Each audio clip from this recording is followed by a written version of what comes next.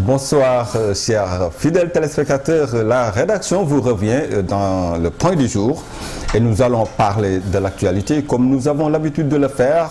Et l'actualité, nous le savons tous, c'est les coupures d'eau, mais aussi les coupures ou les délestages, ça veut dire l'électricité. Et nous avons l'honneur et le plaisir de recevoir aujourd'hui sur ce plateau Souleymane Souaré. Il est le secrétaire général du syndicat autonome des travailleurs de l'électricité, SATEL. C'est le nom du syndicat. Monsieur Souaré, bonsoir. Bonsoir. Et bienvenue sur le plateau du Point du Jour. Merci à vous.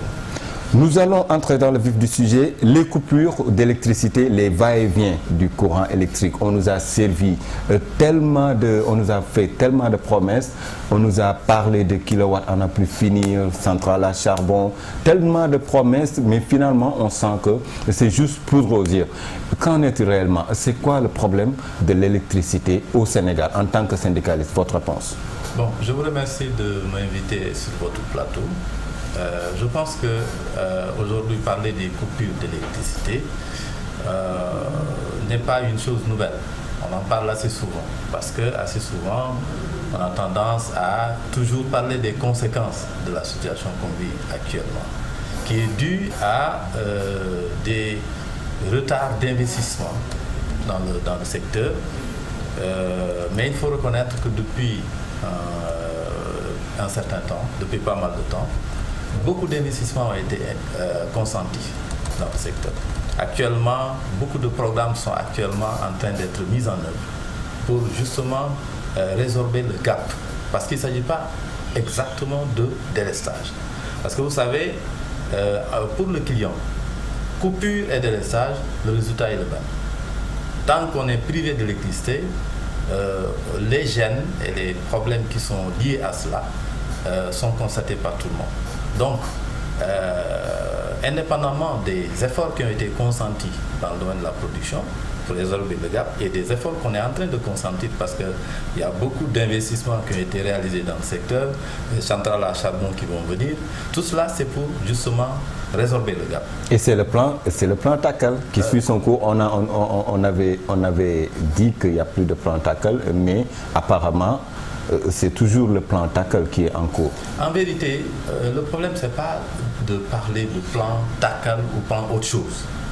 Ce qui est constant, c'est que le gouvernement du Sénégal est en train de mettre en œuvre un gros programme, un plan d'investissement dans le secteur de la production, mais surtout dans la remise à niveau du réseau de distribution et de transport. Parce que le problème n'est pas seulement un problème de production.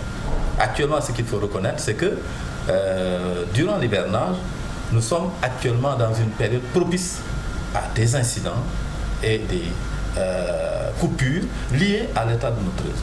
Donc, tous ces travaux qui sont en train d'être faits et qui ne sont pas encore terminés, malheureusement, parce qu'il y a eu des retards par rapport à la réalisation de ces travaux-là. Il y a la boucle de Dakar qui n'est pas encore tout à fait terminée parce qu'il y a encore des connexions qui doivent être réalisées pour que ce soit opérationnel. Vous avez vu à travers Dakar beaucoup de tranchées qui ont été ouvertes avec beaucoup de câbles qu'on est en train d'enterrer. Ça veut dire que des efforts sont en train d'être faits. Oui, des efforts sont en train d'être menés par le gouvernement. Nous n'allons pas féliciter le gouvernement parce que le gouvernement, il est là aussi pour satisfaire les citoyens sénégalais.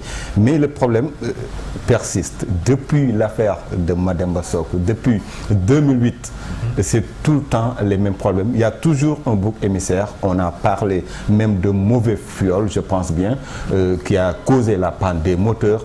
En fait, le problème, c'est est-ce que nos dirigeants sont vraiment capables de mener, d'éradiquer définitivement le problème des coupures d'électricité? Mais si les dirigeants n'étaient pas capables de régler ce problème, il n'y aurait pas eu justement ce vaste programme de remise à niveau du réseau de notre parc de production.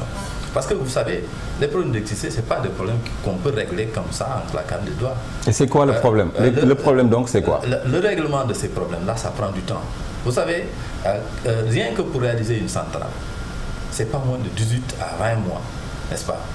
Et si vous avez remarqué, on a eu presque plus de 15 ans de retard sur la production. si vous comptez un développement de la clientèle de presque 8% par an, ce qui correspond à une centrale de 60 MW. Mais aussi, M. Souaré, oui, gouverner, c'est prévoir. Oui, mais vous savez, nous, ce n'est pas notre, en tant qu'organisation syndicale, notre devoir aujourd'hui, c'est de faire en sorte que les Sénégalais puissent, dans la mesure du possible, des efforts des travailleurs de la Sénélec et des investissements qui sont en train d'être réalisés, de tous les efforts qui sont en train de faire en sorte que le client puisse être satisfait. Et nous y travaillons. Vous y travaillez, mais en tant que syndicaliste, on entend les syndicalistes que lorsqu'ils ont des problèmes pour percevoir le salaire, leurs indemnités, mais vous ne vous levez jamais pour vraiment parler au nom de la population, vous savez, ou bien très rarement. Non. Là, c'est parce que peut-être vous ne suivez pas tellement nos syndicats, comment est-ce qu'ils réagissent. Il n'y a qu'à Sénélec où les organisations, souvent, élèvent le ton pour justement parler de notre outil de travail. Et notre outil de travail, c'est justement le problème des clients. Parce que sans les clients, nous ne pouvons pas exister. D'accord. Et pour parler des clients, dites-nous, la Sénélec a annoncé une hausse sur les factures d'électricité. Une hausse qui est due à quoi? Non, il ne s'agit pas de hausse. C'est vraiment une mauvaise information que de parler de hausse. Parce que vous savez, la Sénélec n'a pas la capacité d'augmenter le tarif de l'électricité. Et il y a même le ministre qui est sorti à la presse pour dire que c'est les sachets de glace qu'on vend. Mais laissez-moi quand même vous expliquer, parce que vous avez soulevé un avec des termes un peu simples, parce que nous, on a des problèmes pour comprendre aussi. Voilà, je vais vous dire de quoi il s'agit exactement. Nous sommes actuellement dans une période de chaleur. Comme tous les ans, les consommations des clients augmentent tout le temps. Tous les ans. Liées à beaucoup de choses. Donc, tous les ans, ça veut dire que vous ne devez plus avoir les mêmes problèmes parce que gouverner, c'est prévoir. Non, monsieur, là, vous n'y êtes pas. Ce n'est pas un problème de gouverner ou bien de prévoir. Le problème, c'est un problème de consommation et de comportement de consommateur. Quand vous avez chez vous des appareils que vous utilisez pendant la période de chaleur, quand vous avez chez vous l'état de votre installation que vous ne vérifiez pas assez souvent, quand vous avez chez vous pendant la période de vacances où il y a l'humidité qui intervient aussi dans la hausse de ces consommations, vous ne pouvez pas parler de gouverner ici. Parce qu'il s'agit aussi de la responsabilité du client. Le client, quand vous dépassez votre robinet qui est en train de chuinter, votre premier réflexe c'est de l'éteindre.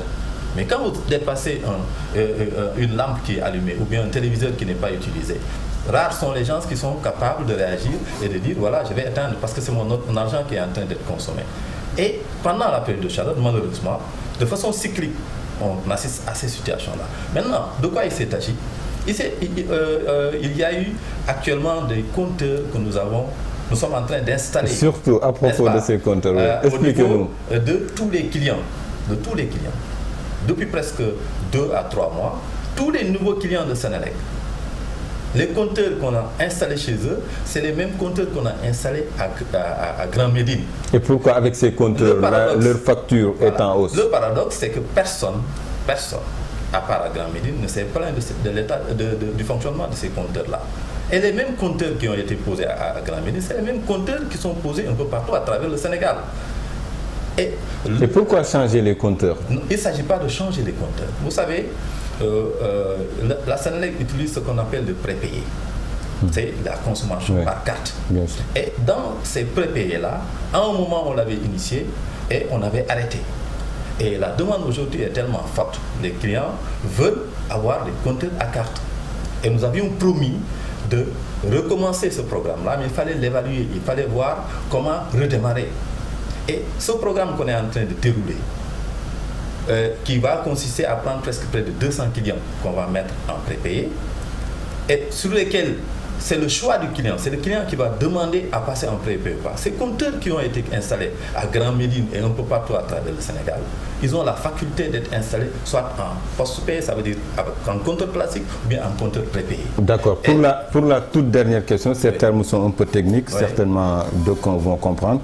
Pour la toute dernière question, dites-nous à quand la fin de ces coupures, de ces va-et-vient de courant électrique, parce qu'il ne faut pas oublier que ça cause vraiment des dommages qu'on ne peut même pas évaluer. Il y a des matériaux électroménagers qui sont bousillés par les va-et-vient de cette électricité. Je vais vous dire, Michel, vous savez, l'impact des coupures d'électricité, de façon générale, c'est un impact de 1,5% de croissance par an. Nous en sommes très conscients et le gouvernement en est conscient. Le problème, c'est que ce n'est pas un problème qui doit être réglé simplement chaque fois qu'il y a des coupures, que tout le monde... En tout cas, trois gouvernements se sont succédés et voilà. Toujours, le problème est toujours là. Il y a Abdou Diouf, il y a Abdoulaye Wade et il y a Macky Sall. Il faut aussi que les Sénégalais apprennent à commencer des programmes et les terminer. Si on se met... Les Sénégalais, vous parlez des gouvernants. De façon générale, que ce soit les gouvernants comme les clients, il faut que les gens aient la patience. Chaque fois que des programmes sont déroulés, qu'on ait la capacité de les mettre à terme. Ça permet au moins, quand on a des problèmes aussi importants, qui ont un impact aussi négatif sur l'économie du pays, que ces programmes puissent être terminés. Merci beaucoup. C'est le message que je veux délivrer à tout le monde. Merci beaucoup. Merci. Donc, le temps passe très vite. C'était donc M. Souleymane Souaré. Il est le secrétaire général du SATEL, le syndicat autonome des travailleurs de l'électricité, qui était l'invité du point du jour de ce mardi. À vous, chers fidèles téléspectateurs, nous vous disons bonsoir et à demain à la même heure avec un autre invité. Merci.